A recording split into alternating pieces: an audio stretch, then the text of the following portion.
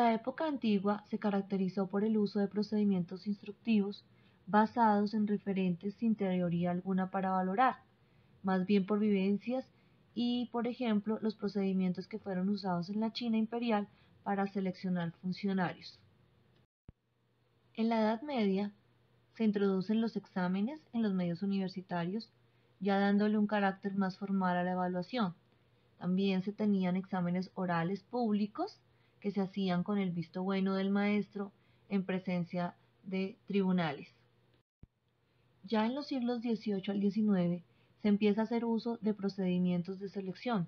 Aumenta la demanda y el acceso a la educación, por lo que es más evidente la necesidad de comprobar méritos, pero se hace de una forma rutinaria, a través de instrumentos que no son muy fiables.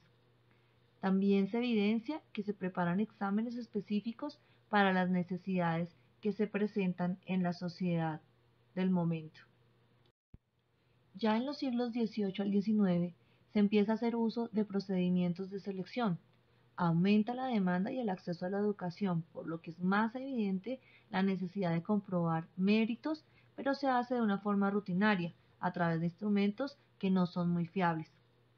También se evidencia que se preparan exámenes específicos para las necesidades que se presentan en la sociedad del momento.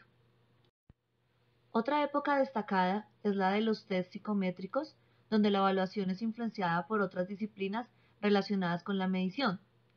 Estos test dependen de factores como el florecimiento de las corrientes filosóficas positivistas y empíricas, la influencia de teorías evolucionistas, el avance y desarrollo de los medios estadísticos, el desarrollo de la sociedad industrial que potenciaba la necesidad de encontrar mecanismos de acreditación y selección de alumnos según sus conocimientos. Estos factores determinan que a principios del siglo XX se desarrolla una actividad que se conoce como el testing. Ya en los siglos XVIII al XIX se empieza a hacer uso de procedimientos de selección. Aumenta la demanda y el acceso a la educación, por lo que es más evidente la necesidad de comprobar méritos, pero se hace de una forma rutinaria, a través de instrumentos que no son muy fiables. También se evidencia que se preparan exámenes específicos para las necesidades que se presentan en la sociedad del momento. El testing tenía como objetivo detectar las diferencias para determinar el lugar de un individuo dentro de un parámetro grupal. Surgen los tests. En palabras de Gould Lincoln en el 82, la evaluación y la medida tenían poca relación con los programas escolares. Los tests informaban algo sobre los alumnos, pero no de los programas con los que se les había formado. Ya en los siglos XVIII al XIX se empieza a hacer uso de procedimientos de selección. Aumenta la demanda y el acceso a la educación, por lo que es más evidente la necesidad de comprobar méritos, pero se hace de una forma rutinaria, a través de instrumentos que no son muy fiables. También se evidencia que se preparan exámenes específicos para las necesidades que se presentan en la sociedad del momento. Después de 1930 aparece Ralph Tyler, considerado el padre de la evaluación. Cambian los lugares y se pone en primer lugar la evaluación antes que la medición. Tyler describe la necesidad de plantear una evaluación científica que sirva para perfeccionar la calidad de la educación.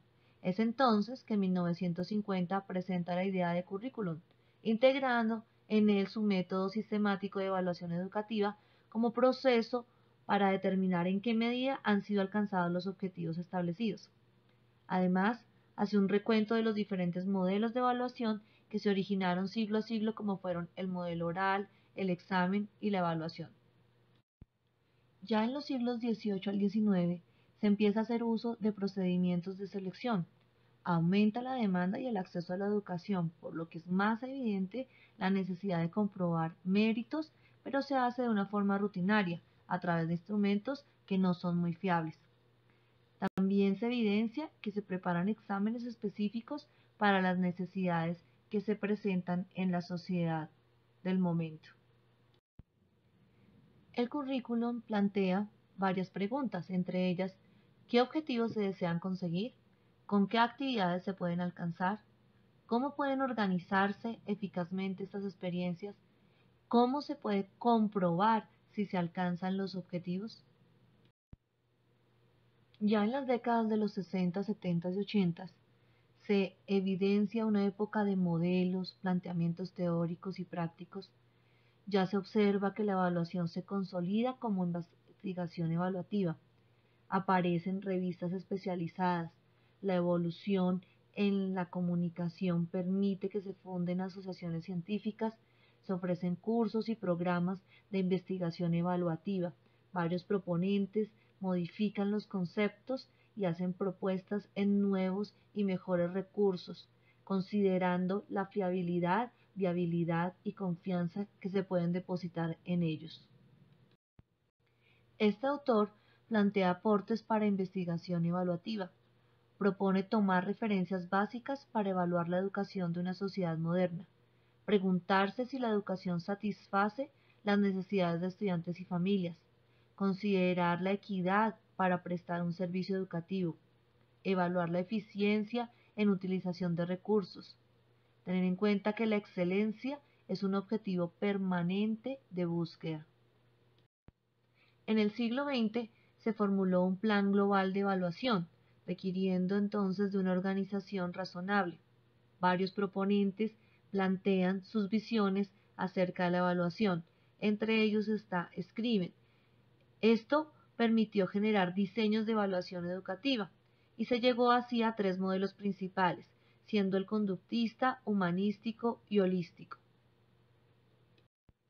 Al estudiar las diferentes épocas, podemos observar que el desarrollo y la práctica de la evaluación siempre incluirá transacciones, compromisos y responsabilidades, teniendo en cuenta que todo sistema público de evaluación implicará una variedad de consecuencias para todos los entes involucrados, como son estudiantes, profesores y los centros educativos. Por esta razón tendrán que ser públicamente aceptados en lo que hace referencia en términos de validez y oportunidad.